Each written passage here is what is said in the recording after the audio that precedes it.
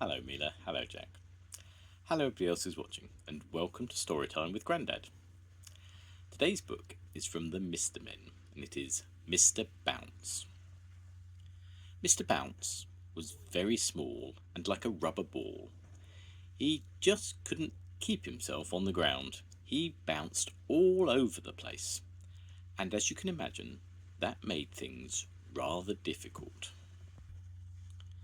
Last week, for instance, when Mr. Bounce was out walking, he came to a farm. He climbed over the farm gate, and you can guess what happened next, can't you?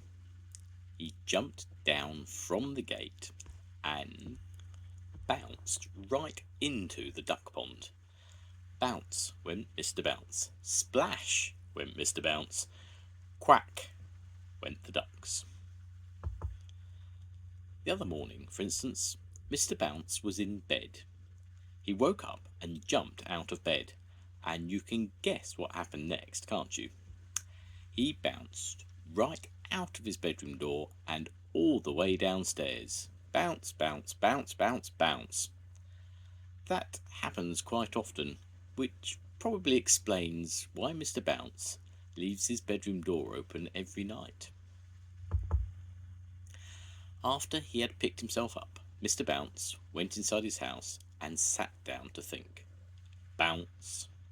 Mr. Bounce bounced off the chair and banged his head on the ceiling. Bang went Mr. Bounce's head on the ceiling. Ouch, said Mr. Bounce. This is ridiculous, Mr. Bounce thought to himself, rubbing his head. I must do something to stop all this bouncing about. He thought and thought. I know, he thought. I'll go and see the doctor. So after breakfast, Mr. Bounce set off to the nearest town to see the doctor. He was passing a tennis court when he tripped over a pebble and he bounced. And he bounced right onto the court where two children were playing tennis. And you can guess what happened next, can't you? The children didn't realise that Mr. Bounce wasn't a tennis ball and started hitting him with their tennis rackets backwards and forwards over the net. Bounce, ooh, bounce, ow, bounce, ouch. Poor Mr. Bounce.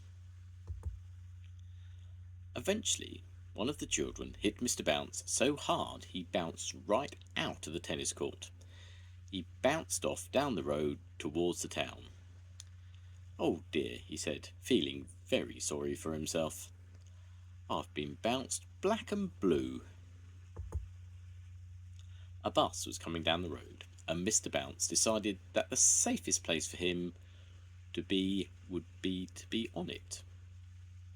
He got on and sat down, still feeling more than a little sorry for himself. The bus drove into town. The bus stopped right outside the doctor's.